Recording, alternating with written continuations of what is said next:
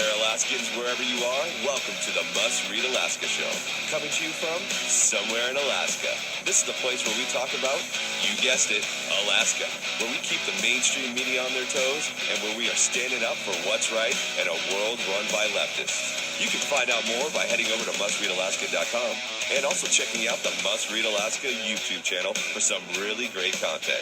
But first, let's get this party started.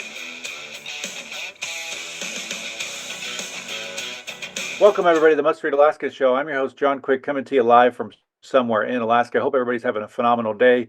Man, I can't wait for it to get warm around here. It has been cold for too long. And for those of you that support Must Read Alaska, we want to thank you. If you listen, watch, or read us and want to help keep the lights on here at Must Read Alaska, just go to mustreadalaska.com. And on the right-hand side, there's a little button. Every $5, $10, $100 helps keep the lights on here at Must Read Alaska. If you want to sponsor the Must Read Alaska show, email me, John, John, at mustreadalaska.com. We are very thankful for folks that listen. We happen to be the #1 Alaska news show in Alaska, which is very exciting. Without further ado, I have a very special guest, Rick Whitbeck, who is the director of the Alaska Power of the Future, and he has got some awesome things to talk to us about today. Rick, welcome to the Must Read Alaska show. Always appreciate the opportunity, John. It is the #1 ranked for a reason, and if I can add a little bit of insight to it, it's always good. Well, I'm super excited you're on. You're a frequent guest here. Our folks really love and appreciate the work you do, which is being a champion for all things energy. Recently, you got to go to a very special event, CPAC. Tell us about the event. Tell us some inside, behind-the-scenes stuff. Not everybody in Alaska gets to go to that, but you did. Talk to us about it. I did. I was actually offered an opportunity to go back to CPAC. My first time in the 50-year history of the event. Power of the Future was asked to be a participant and exhibitor, and also have 4 of our 1-minute spots talking about how energy is on the ballot in 2024, played to event goers out the conference. So we jumped at that chance. I went back to DC, heard from great speakers, met a lot of patriots, met a lot of conservatives, and had a really, really good time back there, just interfacing with people from across the country and around the world who share the same values that you and I do, and most of the people who subscribe to the podcast. That's awesome. So talk to me a little bit about some of the guests that were there. It was probably the who's who of all things conservative in the United States. Did you get to hear any of them give their keynotes? What were some of the interesting things from some of those guests? Oh, I did, and President Trump was the highlight of the entire event. He spoke on Saturday afternoon, about 9:00, 9:30. Well, I guess it started just before 10:00 Alaska time, just before 2:00 in DC, and joined by Steve Bannon, Ben Carson, Kristi Noem,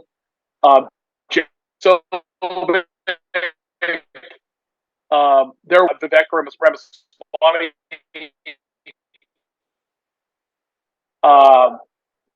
no Nikki Haley. There was no reason for Haley to be there. This is more of a America First group. Other people that were there, Jim Jordan and Matt Gaetz and Byron Donalds. It was really the who's who of the conservative movement here across the U.S. Ken Paxton, the Attorney General of Texas. The people with the walk away, Brandon Straka. I love Tim Stewart. He was part of a panel discussion. Tim is the president of the U.S. Oil and Gas Association, which is really more of a trade association for the small independent producers, kind of the small independent producers' answer to the American Petroleum Institute.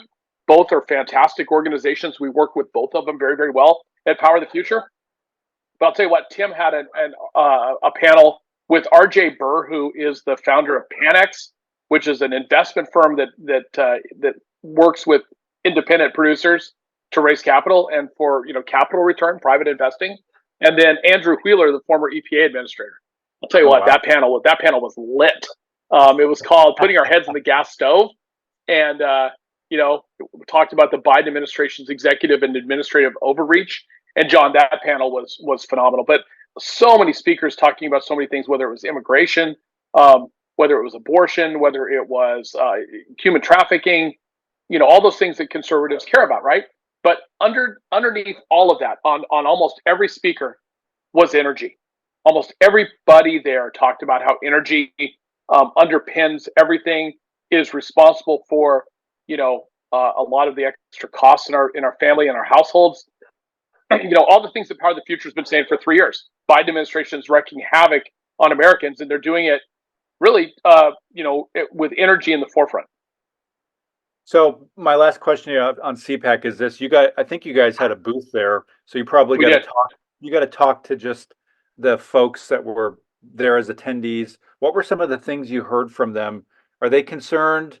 Are they hopeful for America? What was kind of the tone of the everyday folks that were there?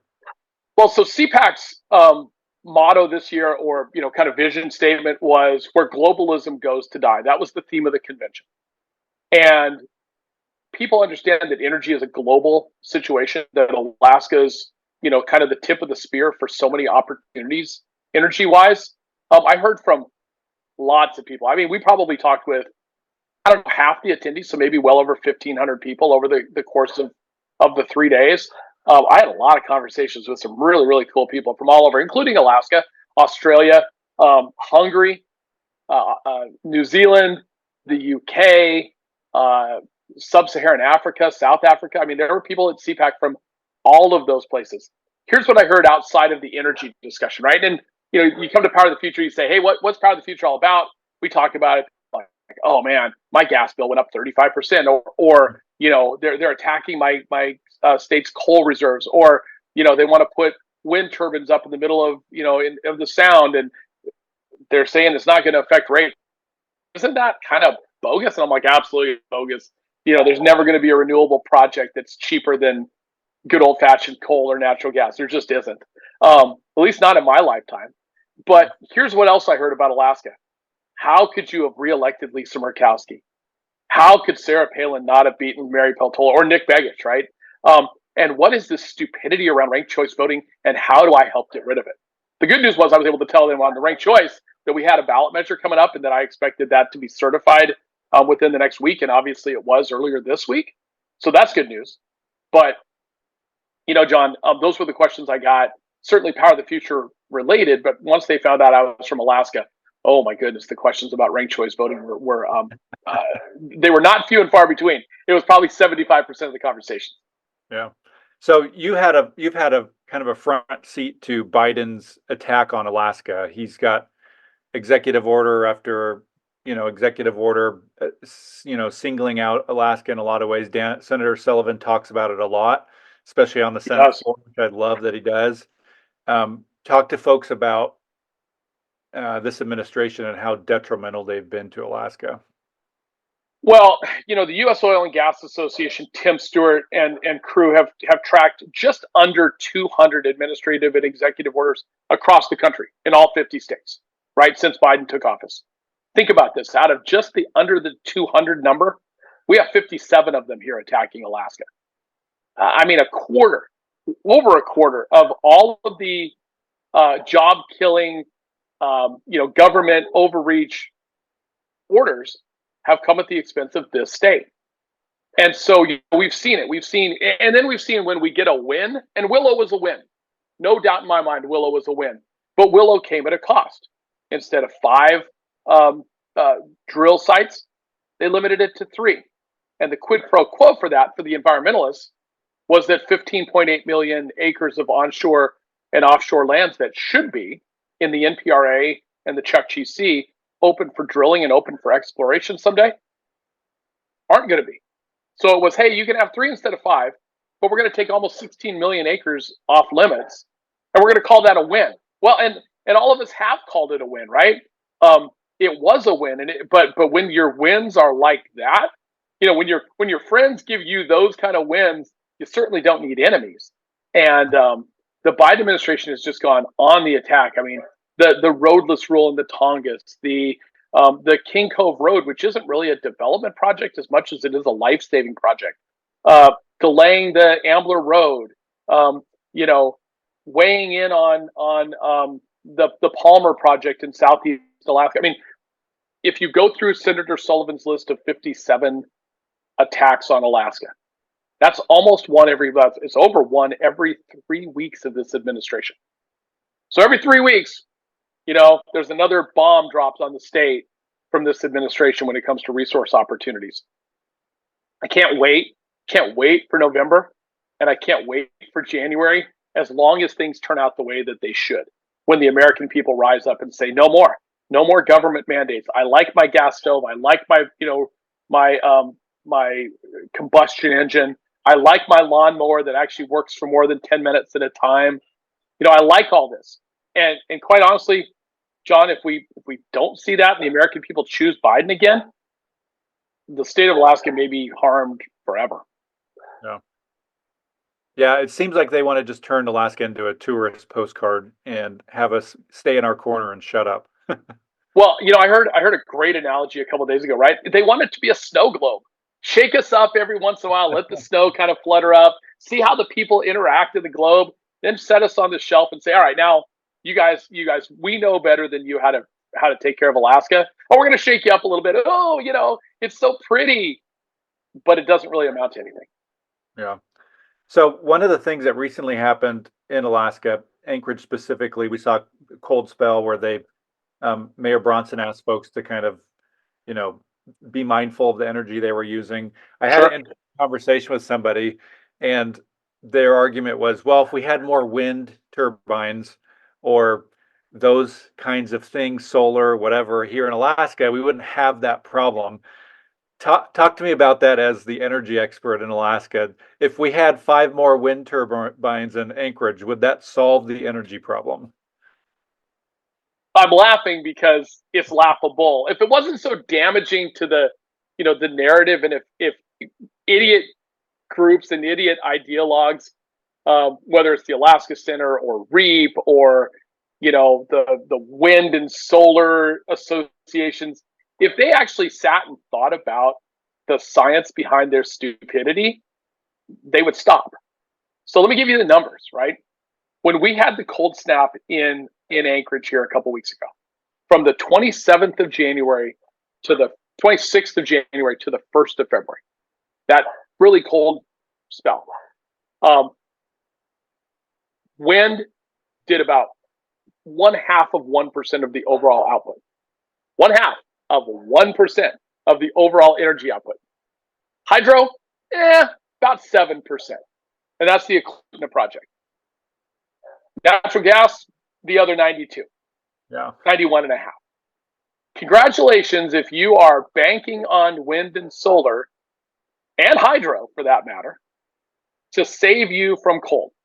Now, I will say this.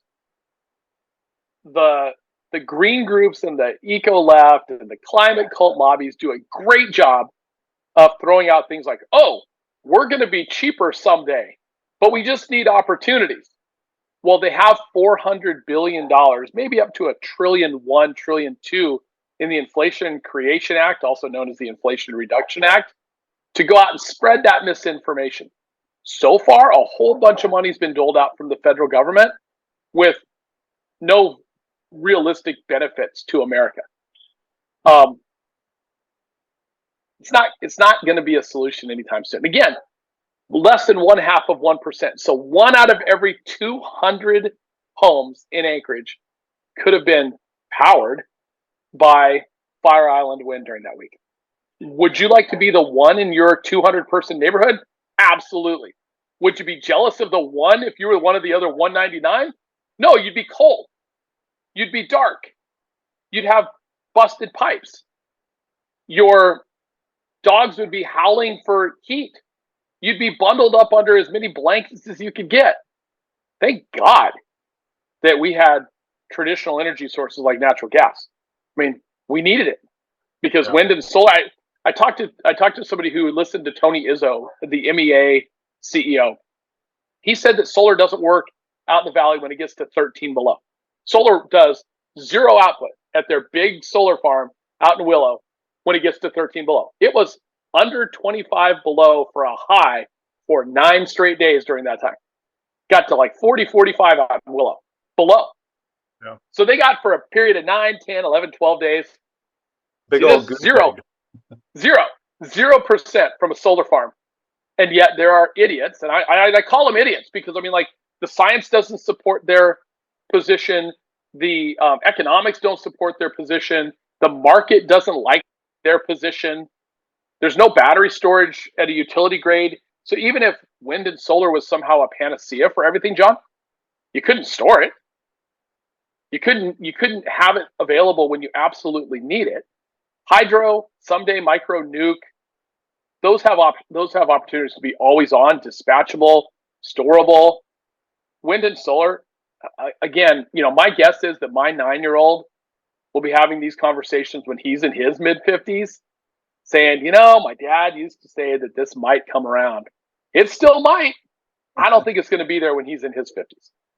Yeah, I watched some congressional hearing, I think a year or so ago, and I'm probably going to botch this, but in general, there was a guy that wanted to produce trucks, 18 long haul, big trucks, and have them all be electric. And he was in front of some kind of council, and somebody stopped him and said, if you wanted to do this, you would use more power than our entire city uses just to do what you want to do with these 17 trucks that you want to do. And I think that sometimes the green energy movement likes a nice headline in the press, but it Sure. actually doesn't do much good common sense for folks like you and I that just need to turn on our lights or turn on our heater in our house. It doesn't really do much for that. No, I mean, there's an old saying in the ESPN world called "sound and fury signifying nothing," and that is really the green movement, right? I mean, it sounds good, and the mainstream media loves to play with those words and loves to take those words as gospel because they're funded by the same ideologues that are pushing the green movement, right? It's those people who want to start to control mankind, and it's the people who are anti-capitalistic, and it's the people who are really anti-American. America is the greatest country in the world, not because we are better than everybody else at everything, but we're energy secure. Energy underpins everything. We are technologically advanced, maybe not to the point that China and Japan and other countries are nowadays, but certainly we have that ability. Um, we understand how we got here to where we are, and we can get there again quickly if we change some governmental function and get rid of the overreach that the Biden administration has put into the process. And really, if we unleash American energy opportunity once again and don't throttle it down, we'll be the world's leading superpower forever and ever. As it Yeah. is, we're kowtowing to China on supply chain. We're kowtowing to China on mineral and oil and gas production. Russia, the same thing. And we're weakening national security. We're weakening manufacturing security. We're weakening energy security. And all of that comes down to families being at risk, not only for their jobs, but for price increases that are out of this world, right? I mean, if you would have told me a couple of years ago, 3-4 years ago, that continental Europe would be looking at energy prices at the beginning of winter 2022-23, so a little bit over a year ago, that were 600 times, 600%, Yeah. 6 times higher than they were the year before that, I'd have been like, no way, John, that's not happening. In places in Europe, though, it was 12 times in 1 year, 12x. Now, I don't know about you. I mean, if my Chugach electric bill went up 2x, 3x, 4x, 5x, I'd be on the margin, more than on the margin. I'd be looking for relief. If my if my heat bill did the same thing in the middle of the winter, it already cost me about $220 a month to heat my house. Can you imagine 3, 4, 5x? Can you realize? Can you think about what $1,000 a month would be to heat your house in the winter? Like, yeah, Unfortunately, no, we could be headed that way, right? If we could. these folks think that by putting up a couple more wind turbines, it's going to solve the problem, and killing all these gas exploration projects, it's I mean, it's going to be there if we keep on acting like we forget where energy comes from. Well, and again, that's part of the narrative, right? Part of the movement for the green people is to make natural gas so expensive with things like shortages and embargoes, and to where the substitution cost for renewables starts to look good. Yeah.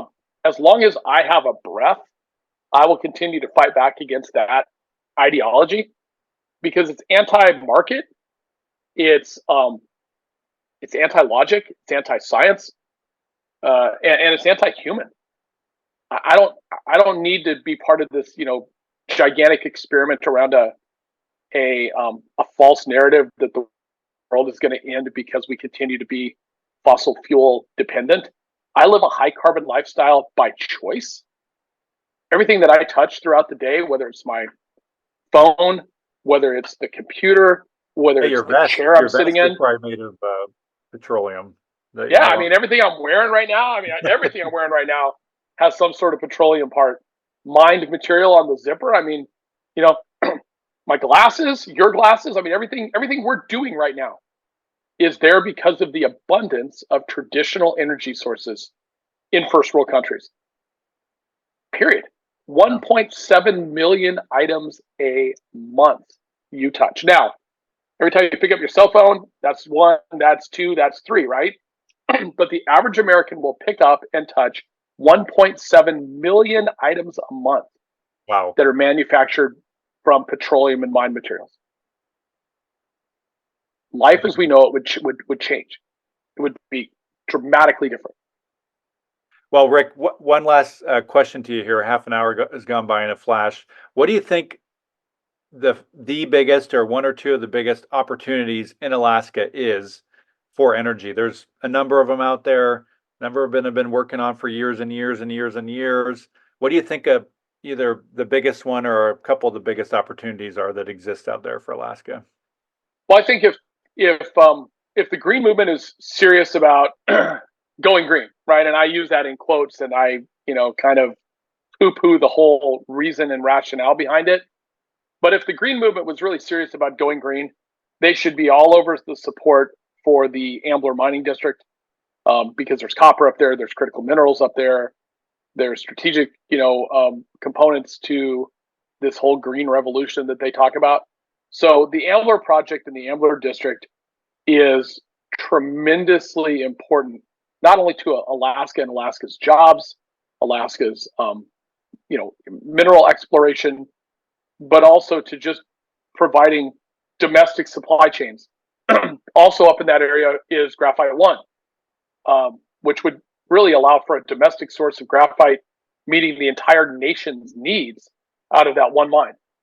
Outside of that, though, John, I got to be honest, as we look at this threat of natural gas shortages in Cook Inlet, which affect you, which affect me, which affect well more than half of the state's population, I don't know how feasible the Alaska Gas Line Development Corp, the line from the slope continues to be or will be.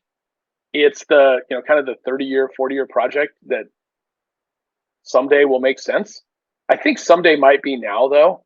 AGDC just recently announced that they'd like to go forward with a kind of a different solution, kind of a bullet line, bringing North Slope gas down to South Central and down to the rail belt to offset some of these potential supply shortages. I think that needs an absolute look. Again, the economics are always going to be tough, right? We're talking $13, $15 billion for that project in the way that Frank Richards and AGDC announced this week. But I can tell you that from a consumer standpoint, we have to do something. Renewables aren't it. We're not going to go build the Susitna-Watana Dam tomorrow because actually the environmental left hates hydro. We see it with the Klutna right now. Let's rip the dam out. What? Why would we do that? It's 90% of Anchorage's water supply. Didn't think that one through. Yeah, the Anchorage Assembly, might win the Eco-Left Idiocy Award of 2024, and they did it in January. What? They're like, what are you thinking, guys? All I need 10 days. Yeah, well, exactly. Oh, we can come up with a different solution. We don't really need 90% of Anchorage's drinking water, and about 6% of the overall energy mix for South Central Alaska. It's really not that important. We'll save a few fish. Okay. And I know we're almost out of time, but I think those two projects are probably the two biggest. I mean, I think that, NPRA exploration, if we get a different president and he kind of can reverse some of the Biden administration's garbage, is going to be an area that we should continue to develop and continue to explore. And where I still think is feasible, there's so many other projects in the state. Pebble is certainly a $1 trillion asset that's on state land and should be developed, and the science says won't harm the fishery. I mean, I could go on and on. Really, Alaska's opportunities are immense. We just need government to do what government's supposed to do, stop stepping on the throat of Alaskans, and let us responsibly, in balance with nature and in balance with environmental stewardship, develop the God-given resources we have throughout the state. Nice. Well, where can folks find all of your information? Give us your website, your socials, all that kind of stuff. Yeah, so we're at powerthefuture.com. We're a 501c4 advocacy and education organization. We will certainly take your money. You can donate there right on the website. So powerthefuture.com. We're on X under Power the Future or at Power the Future. My handle is at PTF Alaska. We're on Instagram. We're on Facebook, both under Power the Future. We have a YouTube channel. Just search for Power the Future. We're on SoundCloud. Search for Power the Future, and you can get my my weekly radio program archives from the last 4.5 years. They're on SoundCloud. And then I encourage anybody, anytime that you have questions, comments, want to tell me I'm an idiot, want to tell me I'm the greatest thing since sliced bread, a lot more of the first and not so many of the second, to email me at rick@powerthefuture.com. I try to respond to everything, even if I'm called an idiot, because who knows? Maybe we get in a conversation and I change your mind. Who knows? Nice. Well, folks, I want to encourage you. I'm going to put the links to Power of the Future in the podcast description. Go check Rick's workout if you have not already. He is doing such vital work here in Alaska. He's standing up for common sense energy policy, and I think that that's a valiant thing to stand up for. So, Rick, we wish you nothing but success here for Must Read Alaska. And for folks that listen, watch, and read, if you want to sponsor the Must Read Alaska show, just email me, John, JOHN, at mustreadalaska.com. And until next time, I'm John Quick from somewhere in Alaska. Thanks, Rick. You got it, John. Thanks again.